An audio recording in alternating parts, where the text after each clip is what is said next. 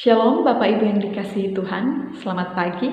Salam jumpa bersama saya, Pendeta Yuliana Wilhelmina Nenohai, dalam program Morning Call GPIB 3 Juni 2021. Mengawali ibadah kita pada pagi hari ini, mari kita berdoa. Ya Tuhan yang Maha Baik, kami bersyukur untuk hari baru yang Engkau anugerahkan bagi kami. Kini kami bersama akan merenungkan firman-Mu. Kami mohon Tuhan, tuntunlah kami dengan Roh Kudus-Mu. Karena dengan hikmat kami sendiri, kami tidak mampu menyelami kebenaran firman-Mu. Bersabdalah ya Tuhan, karena kami anak-anak-Mu sangat membutuhkan tuntunan sabda-Mu. Dalam nama Yesus kami berdoa. Amin. Pembacaan kita pada pagi hari ini terambil dari kitab Mazmur pasal 50 ayat 7 hingga ayat yang ke-15 yang menyatakan demikian. Dengarlah hai umatku, aku hendak berfirman. Hai Israel, aku hendak bersaksi terhadap kamu. Akulah Allah, Allahmu. Bukan karena korban sembelihan aku menghukum engkau. Bukankah korban bakaranmu tetap ada di hadapanku? Tidak usah aku mengambil lembu dari rumahmu atau kambing jantan dari kandangmu. Sebab punyakulah segala binatang hutan dan beribu-ribu hewan di gunung. Aku kenal segala burung di udara, dan apa yang bergerak di padang adalah dalam kuasaku. Jika aku lapar, tidak usah kukatakan kepadamu, sebab punyakulah dunia dan segala isinya. Daging lembu jantankah aku makan, atau darah kambing jantankah aku minum? Persembahkanlah syukur sebagai korban kepada Allah, dan bayarlah nazarmu kepada Yang Maha Tinggi. Berserulah kepadaku pada waktu kesesakan, aku akan meluputkan engkau, dan engkau akan memuliakan aku. Demikian pembacaan Alkitab. Terpujilah Kristus, haleluya. Jemaat yang dikasihi Tuhan, salah sangka. Inilah yang terjadi dalam hubungan antara umat dengan Allah pada saat itu. Persembahan merupakan hal yang sangat penting di dalam kehidupan peribadahan orang Israel. Melalui persembahan, umat memberi kepada Tuhan syukur, nazar, dan melalui persembahan korban, umat juga menerima dari Tuhan pentahiran pun juga penebusan salah. Persembahan korban menyenangkan hati Tuhan. Jika ada masalah dalam hubungan itu, maka bisa diselesaikan dengan persembahan korban. Jika Allah marah kepada kita, kita bisa selesaikan dengan persembahan korban. Salah sangka inilah yang kemudian menjadi bagian dari kehidupan peribadahan orang Israel. Sehingga umat dan Allah berada di dalam hubungan yang dikunci pada tindakan umat memberikan persembahan materi. Sehingga Allah kemudian memberikan klarifikasi pada ayat yang ke-8, bukan karena korban sembelihanmu aku menghukum engkau.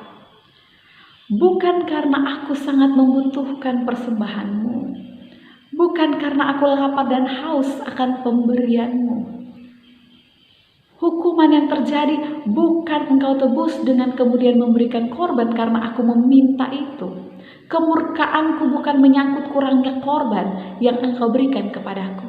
Kenapa? 9-13 ayat Alkitab ini kemudian menjelaskan Tuhan bersabda bahwa semua yang kamu kasih, toh itu adalah punyaku. Semua binatang yang ada di rumahmu bukan apa yang aku butuhkan. Karena pada ayat yang ke-9 atau 10, sebab punyakulah segala binatang hutan dan beribu-ribu hewan di gunung. Sehingga Tuhan menegaskan bahwa hubungan ini bukan tentang kebergantungan Tuhan terhadap persembahan korban umat. Lantas apa yang dituntut oleh Tuhan? Kita bisa lihat pada ayat yang ke-14. Persembahkanlah syukur sebagai korban kepada Allah dan bayarlah nazar. Menarik Bapak Ibu, bahwa syukur ini kemudian seolah dijadikan kata benda yang dipersembahkan. Kita terbiasa pada kalimat persembahkanlah korban sebagai syukur. Tapi ayat 14 menulis persembahkanlah syukur sebagai korban. Artinya tindakan mengakui ketidaksanggupan dan disanggupkan Allah. Tindakan mengakui bahwa Allah adalah pemberi dan kita adalah penadah atau penerima.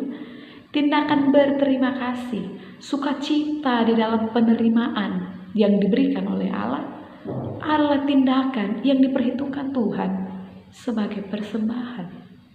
Syukur itu menjadi persembahan yang mendahului, bahkan lebih penting daripada pemberian materi.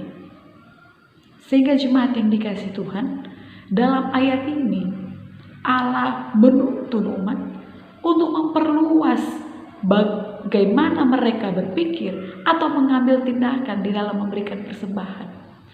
Allah merindu kepada hati yang bersyukur, kepada kehidupan yang bersyukur sebagai bagian persembahan. Dan jika kita merenungkan Bapak Ibu, ketika kita memberikan persembahan secara materi, maka itu adalah persembahan yang mati.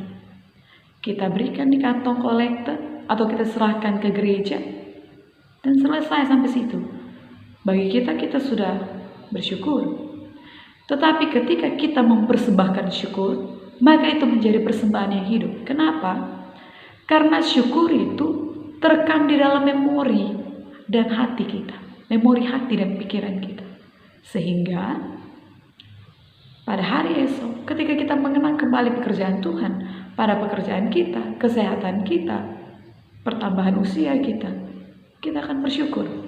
Kita akan memuliakan Tuhan. Kita akan menunjukkan kehidupan yang benar-benar berterima kasih kepada Tuhan. Dan Tuhan perhitungkan itu sebagai persembahan. Namun jemaat yang dikasihi Tuhan, sepertinya kita juga masih terjebak di dalam hubungan materi antara Tuhan dengan manusia.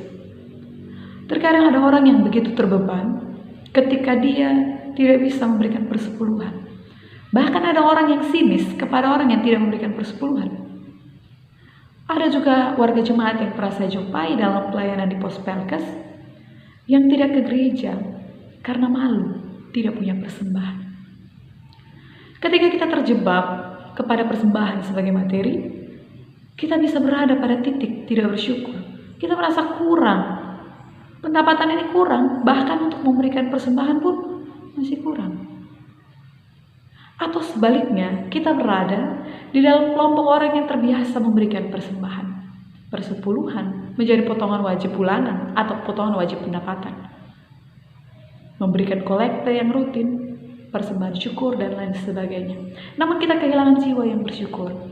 Kita kehilangan sukacita ketika kita memberi. Karena itu menjadi sebuah bagian yang formalitas, bagian liturgi. Kita memberikan bagiannya Tuhan. Masa ibadah nggak memberikan persembahan? Kita terjebak kepada pemberian materi. Sehingga ayat ini kemudian mengajak kita Bapak Ibu. Tuhan menginginkan persembahan yang hidup. Syukur itu Tuhan perhitungkan menjadi persembahan. Bahkan itu mendahului persembahan materi yang kita berikan. Dan hal yang kedua pada ayat 15. Tuhan yang tidak bergantung pada manusia, mengundang manusia untuk bergantung kepadanya. Dia katakan, berserulah kepadaku pada waktu kesesakan. Aku akan meluputkan engkau. Susah kehidupan, sesaknya pergumulan. Tuhan bilang berseru, datanglah kepadaku sehingga aku akan meluputkan engkau. Sehingga betapa indahnya hubungan manusia dengan Tuhan Bapak Ibu, ketika kita melihat hati Tuhan yang begitu terbuka di dalam hubungan ini. Dua hal Bapak Ibu, hidup bersyukur dan hidup yang berseru kepada Tuhan. Semakin kita bergantung kepada Tuhan, kita akan semakin menikmati kasih dan kemuliaan Tuhan. Sehingga kita akan mendorong diri kita sendiri untuk selalu bersyukur kepada Tuhan. Memiliki hidup bersyukur dan syukur yang hidup. Dan itu adalah persembahan kepada Tuhan. Selamat menjalani aktivitas pada hari ini. Bersyukurlah dan berserulah kepada Tuhan, Allah yang maha sempurna, selalu menanti kedatangan kita kepadanya. Tuhan menolong kita. Amin. Mari kita berdoa. Ya Allah yang maha baik, kami bersyukur untuk pemberitaan firman pada saat ini. Ajarlah kami agar dalam kehidupan keberimanan kami senantiasa bersyukur dan berseru kepada Engkau. Ajarlah kami untuk menggantungkan kehidupan kami kepadamu Bapa. Dan ketika kami mengusahakan kehidupan kami bekerja, kami mengambil keputusan yang salah, kami mengambil tindakan yang tidak berkenan kepadamu, kami mohon Tuhan ampuni kami. Namun biarlah Roh Kudus-Mu terus menyadarkan kami, membantu kami agar kami mengatur langkah kehidupan kami, agar kami tidak menjauh dari Engkau. Berikan kami kekuatan untuk melakukan firman-Mu dalam aktivitas kami, khususnya pada hari ini. Tindakan kami, keputusan kami, pertimbangan kami, pikiran kami, tutur kata kami mohon Tuhan kuasailah. Berkatilah diri kami, keluarga yang kami tinggalkan untuk bekerja, yang jauh pun juga yang bersama-sama dengan kami. Gereja kami, persekutuan kami, Tuhan tolong kami, agar keberadaan kami dimanapun, Tuhan perkenankan kami menjadi saluran berkat-Mu. Ajar kami untuk tidak menyanyiakan hari hidup yang Tuhan berikan, ajar kami untuk tidak mengulang kesalahan yang sama, dan ajarlah kami untuk senantiasa hidup berpegang pada kebenaran firman-Mu. Dalam nama Yesus kami berdoa kepada Bapa di surga. Amin. Demikian ibadah kita pada pagi hari ini. Selamat beraktivitas. Tuhan Yesus memberkati.